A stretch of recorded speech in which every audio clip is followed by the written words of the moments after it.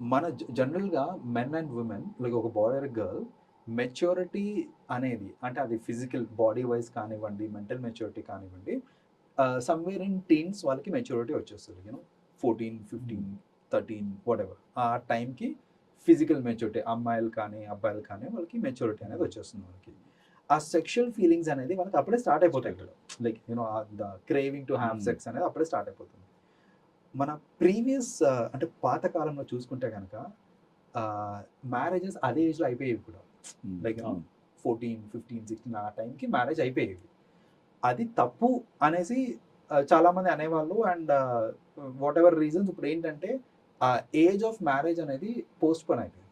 ఇప్పుడేంటంటే జనరల్‌గా చూసుకుంటే ఆన్ అన్ యావరేజ్ కరెంట్ టైమ్స్‌లో చూసుకుంటే 25, 26, 27 అమ్మాయికి 28, 29, 30 అబ్బాయికి ఈ ఈ వయసు వచ్చేదాకా వాళ్ళు పెళ్లి చేసుకోవట్లేదు.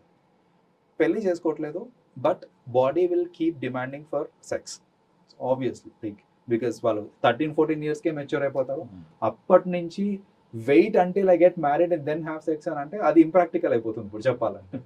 ఇలాంటి ఈ సెక్షువల్ డిజైర్స్ వీటిని ఇప్పుడు సాటిస్ఫై చేయాలి అని అంటే పెళ్ళంటారా పోస్ట్‌పోన్ చేసుకుంటున్నారు. బికాస్ వాళ్ళేంటంటే నేను firstly I have to settle well in life అనేసి అంటున్నారు. ఇవన్నీ వస్తున్నాయి.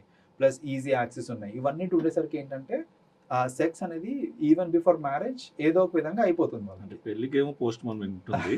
బట్ ఫిజికల్ నీడ్స్‌కి మాత్రం లేదు. మోర్ లైక్ అంటే ఈ పెళ్లి అనేది it is just something which is an arrangement కాబట్టి దాన్ని పోస్ట్‌పోన్ చేసుకుంటున్నారు. ఫిజికల్ నీడ్స్ అంటారు ఇట్ ఈస్ మోర్ లైక్ నాకు ఆకలేస్తుంది. నేను ఆకలేసినప్పుడు అన్నం తినొద్దా అంటారు. Simple logic.